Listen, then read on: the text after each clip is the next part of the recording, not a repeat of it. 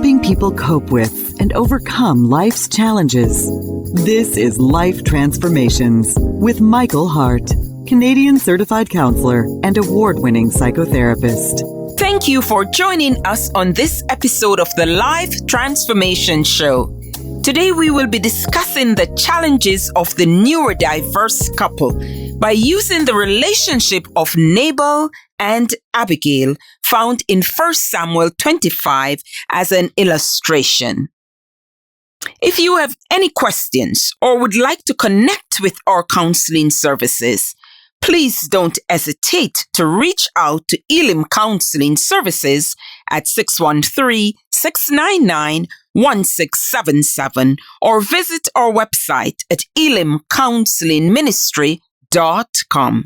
As usual, we have our specialist psychotherapist, Michael Hart, to guide us through this discussion. Welcome, Michael. Thank you so much, Denise.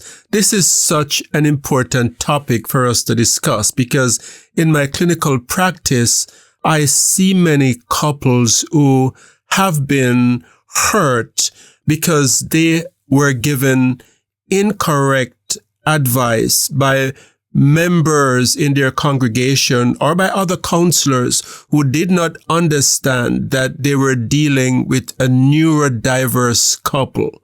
So advice that works for your typical couple will not work for you if you're in a neurodiverse relationship. So what I'm hoping today is that as we go through this show and we identify the challenges faced by this biblical couple of Abigail and Nabal, that you, our listeners, will be able to identify if you are in fact in a neurodiverse relationship. And I'm also hoping that people who offer counsel in churches, such as pastors or lay counselors, will be able to differentiate between a relationship that is neurodiverse compared to a typical relationship. Because if you cannot make this distinction, you're likely to cause great agony by the kind of advice that you give. Well, Michael, I'm sure a lot of our listeners can't wait to understand this type of relationship.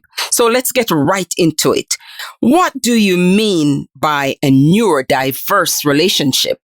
That's a good place to start. So let me say that romantic relationships involving neurodiversity typically comprise one or more partners who are neurodivergent. And by neurodivergent, we mean that one or more of these partners have neurological differences that are found in about 15 to 20% of the human population. So while the term neurodivergence or neurodiverse are often associated with conditions such as autism and ADHD, they can also be found in other conditions such as dyslexia, sensory processing difficulties, and even OCD and more. So while we might be focusing on people who are on the spectrum or neurodiverse in the term of autism in this broadcast, it can encompass a lot more than just autism. So we normally use a biblical story, and we did say that we're going to use the story of Nabal and Abigail to illustrate this topic, Michael. So what are some of the traits of neurotypical behavior that you find in this biblical story? I think it might be a good idea to give a sort of summary of the story for my listeners who might not be familiar with the Abigail and Nabal story. So in 1 Samuel chapter 25, we have the situation unfolding where King David and his men, at the time David was not yet king, but we have David and his men who provided protection for Nabal and his flock. So for some time they're protecting Nabal and his flock so that Nabal didn't have any of his flock stolen, and they are providing this service for free. And so it came to a point now where King David and his men needed supplies. And so they came to Nabal expecting that there would be some kind of reciprocity as a result of their kindness. But instead, what they got from Nabal was insult. So when David heard how his men that asked for supplies were insulted, David was on a mission of war to wipe out Nabal and his family. And Abigail, Nabal's wife, intervened and pleaded with David and prevented bloodshed. So we have here a situation, a circumstance in which there was this hostile behavior by Nabal in a way that is not typical based on the social climate of hospitality in his day. So he's acting in a way that would not be expected given the circumstance. So what you're saying, Michael, is that he basically lacks some social awareness. So can you give an example of how this lack of social awareness may play out in the neurodiverse couple relationship? Yes. So if someone is neurodiverse, their brain is wired differently. They don't have a lot of the social awareness that others have or that we may take for granted. So for example, most of us would understand that if you have a neighbor who cut your lawn sometime when you're not home, then out of reciprocity and just out of being a good neighbor, you would return the same favor from time to time. Now, for someone who is neurodiverse, this does not necessarily register as something that they should do.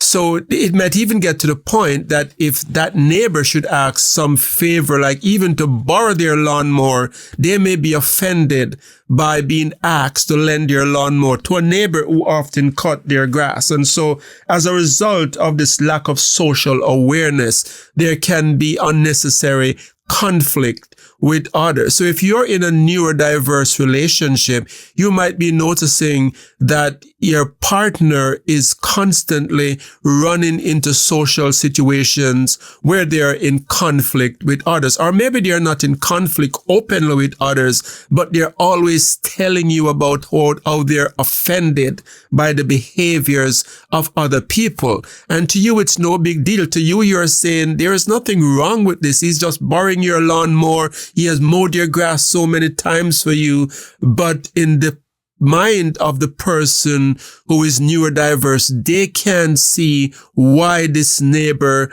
would ask to borrow the lawnmower. So also we have lack of social awareness in other ways as well, where a person who is neurodiverse may not know that it's not proper to discuss certain hot political subject in a gathering where they do not know what the stance of other people's what the other people's are, what the stance of another person is. And so what they may do, they may very passionately go up to someone and start talking about their love for a certain political figure. And they will go on and on and on and on. And even when it's obvious to their partner that this person that they're talking to is losing interest, the person who is neurodiverse may not understand from the social cues that the other person is giving off that they are not interested. So that is another example of what can be a lack of social awareness. So I definitely can see how lack of social awareness can affect each person in a relationship. Yes, and you may also find it too in things like customs. Like we have certain customs around Valentine's Day where it's typical to give your partner a gift to show appreciation. Someone who is neurodiverse may say, I don't see where that makes sense. And even though you as their partner would love to get a Valentine gift and you have expressed your need for a Valentine's gift,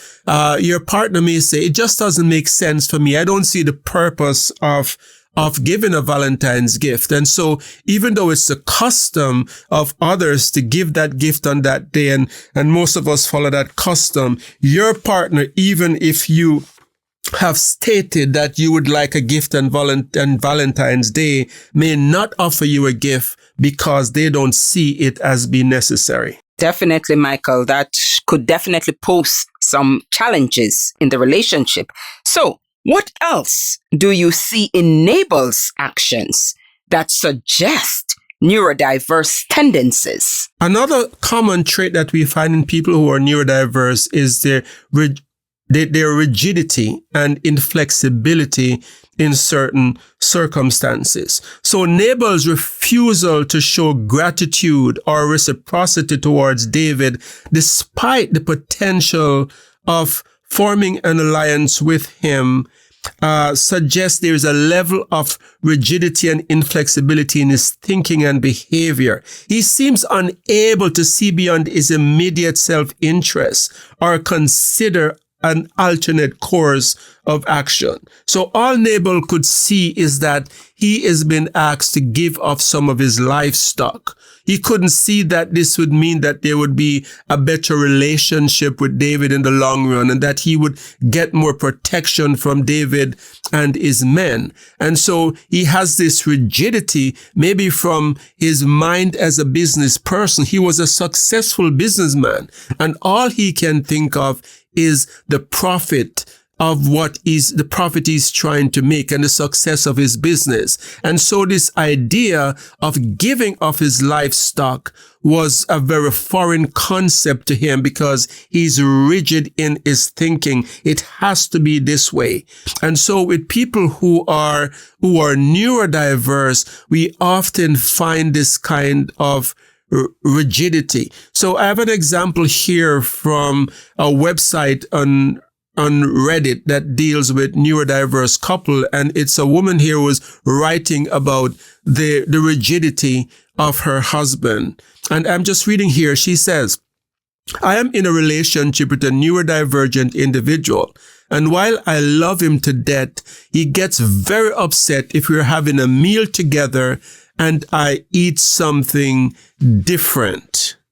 So he has this mindset that if he's having a meal with his partner and he likes certain things, then his partner should also like what he likes. And he's very rigid. He doesn't want her to deviate from the norm. And so what we know of people who are neurodiverse is that they don't do well with changes. So there is another example here of a woman who rearranged the home. She thought this was a pleasant surprise for her partner who was neurodiverse, and he came through the door and it's as if he was in shock. Just the fact that things were not in the place that they were before was such a big jolt to his emotion that it's as if he was going in a panic attack.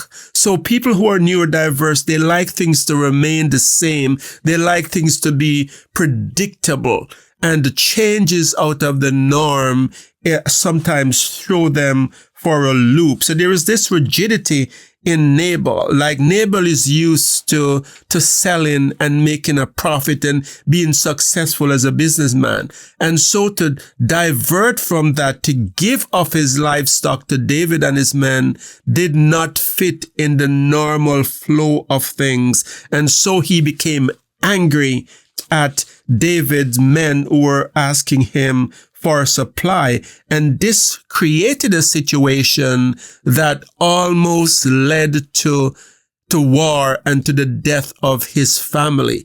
And so we find with neurodiverse individuals, sometimes the fact that they do not get social norms and they are so rigid in their thinking, it often leads to conflict with others. That just as in the story of Nabal and Abigail, where Abigail had to be coming to his rescue to try to rectify the situation, we often find that the neurotypical spouse in the relationship is often doing damage control to prevent unpleasant circumstances. Oh, Abigail sounds like behind a man, there's always a good woman.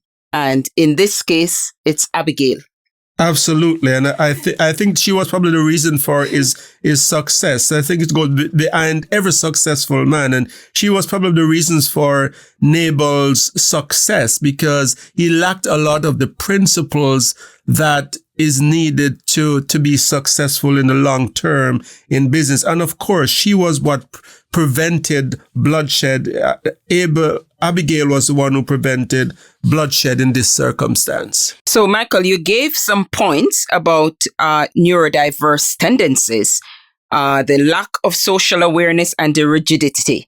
So, what else can we see in Nabal's actions?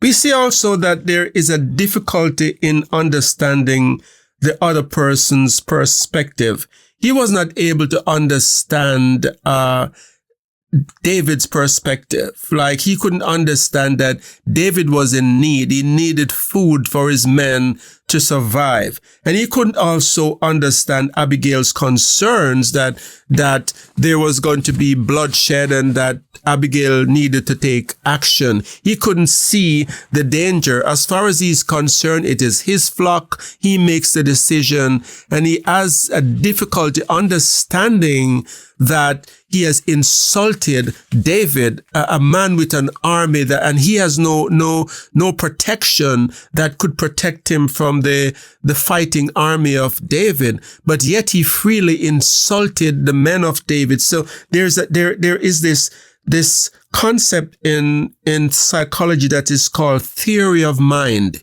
And people who are neurodiverse often have difficulty understanding that others hold different thoughts from what they are holding. So if they think the thing has to be done in a certain way, or if they like something this way, they automatically assume that others should feel the same way about it. He couldn't understand that David's men would be angry and that David would be angry because he is quite certain that his action of not wanting to give up his flock is correct. So in theory of mind, they have this difficulty in understanding that others can hold different thoughts. Definitely, that would have challenges also in any relationship. So, I have also read that some neurodiverse individuals may have challenges understanding figurative languages used by others. Have you seen this in your clinical practice?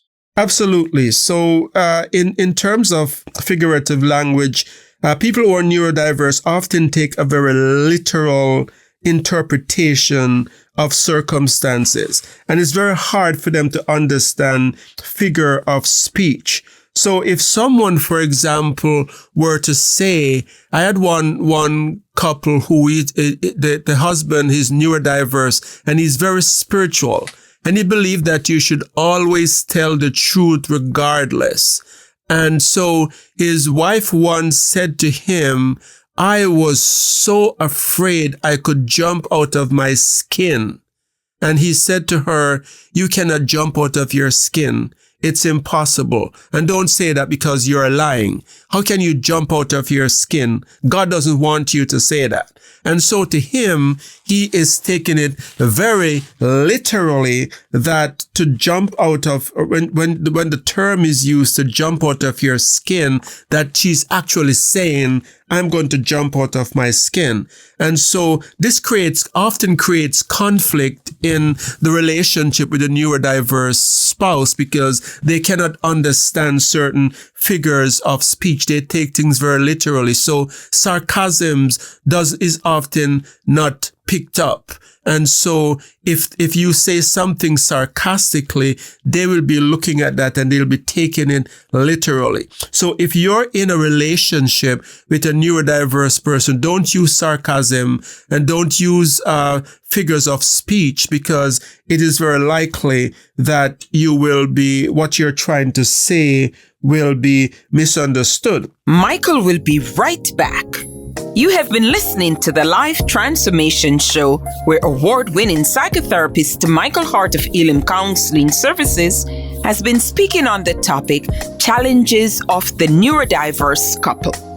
You can find out more about us at ElimCounsellingMinistry.com or by calling 613-699-1677, where you can also make a donation to this Christ-centered ministry.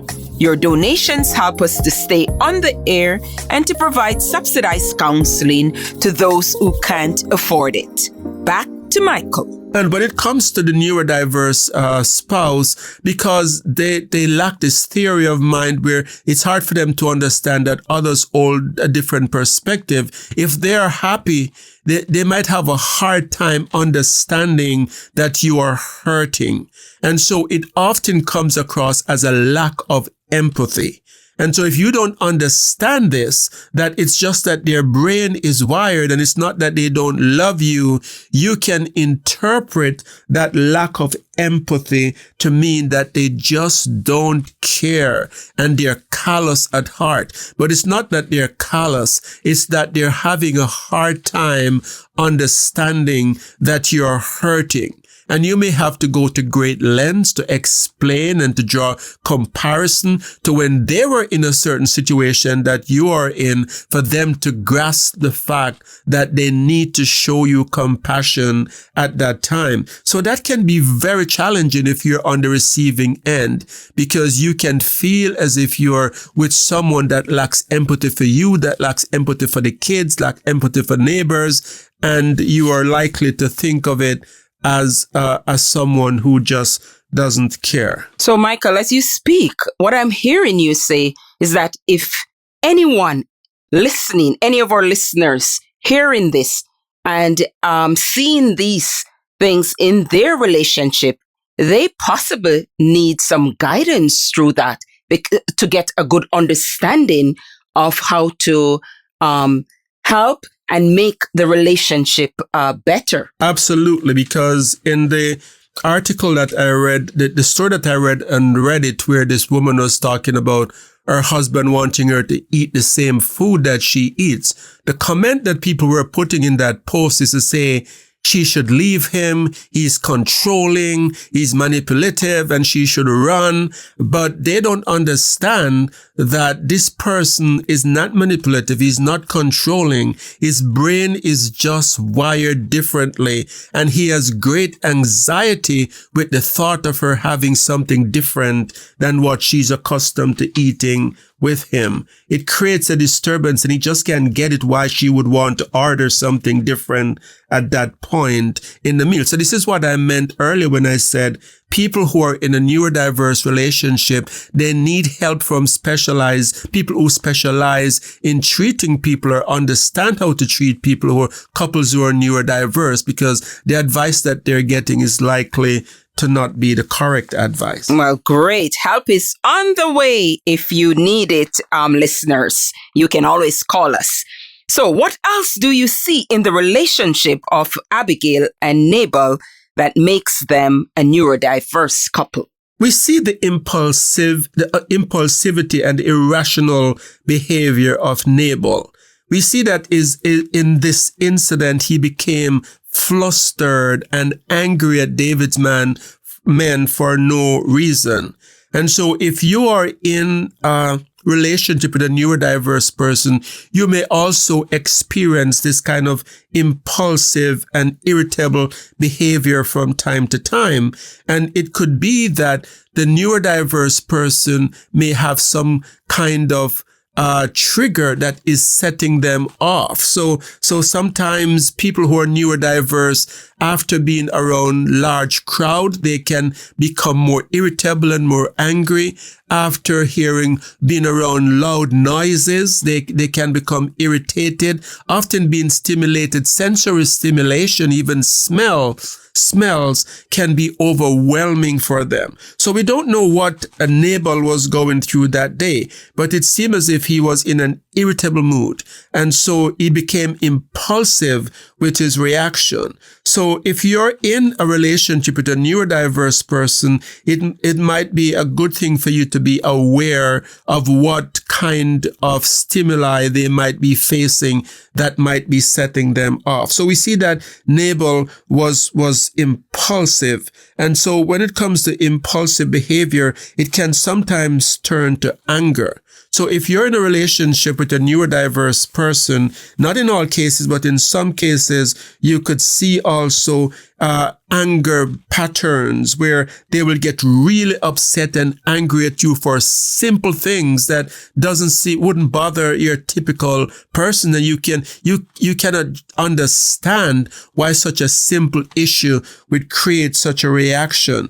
And this is because the neurodiverse brain is wired in such a way that if they're triggered by certain things or they're overstimulated, they may become more impulsive. But they can also be impulsive when it comes to special interests. And so they may be at a party and they may go up to someone that they're meeting for the first time and start telling them about their love for rocks. And they will speak on and on about the type of rocks that they're gathering, and they're not picking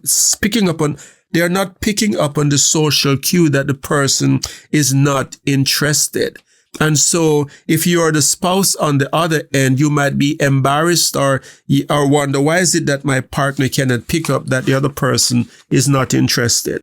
So, Michael, tell us more about if they would have difficulty building and maintaining relationships. Yes, the fact that they lack social cues would make it very hard for them to maintain strong friendships, because imagine if he's reacting like this to David, he's probably reacting like this to others as well in his social group. And people are not going to be comfortable maintaining a friendship with someone who is impulsive, who acts in anger, who does not understand social cues. And so people who are neurodiverse, they often do not have a lot of friends because of these reasons. Also because they might be limited in terms of their social skills, and they're unable to regulate their emotions. It might be hard for them to maintain good friendships. So, Michael, thank you for all that we've discussed today. This was a lot, and I hope anybody out there who are facing this in their relationship, they can know that there's hope and they can get help to guide them through this. So we're quickly out of time. So thank you for joining us today. We explored challenges of the neurodiverse couple. Tune in next Monday morning at 9:30 when we will be exploring strategies for surviving a neurodiverse relationship. If you missed any part of today's show or want to revisit it, you can find this in the past episodes on ElimCounselling Services YouTube channel. Just search for ElimCounselling and subscribe to stay updated on all our latest content. You can find out more about us at ElimCounselingMinistry.com by calling 613-699-1677. Please consider making a donation to help our Christ-centered ministry. Your contribution will directly help those seeking support and guidance. Until next time, this is your co-host, Denise Hart. And Michael Hart, praying together that God would bless you in all your relationships and keep you sound in mind and pure in heart.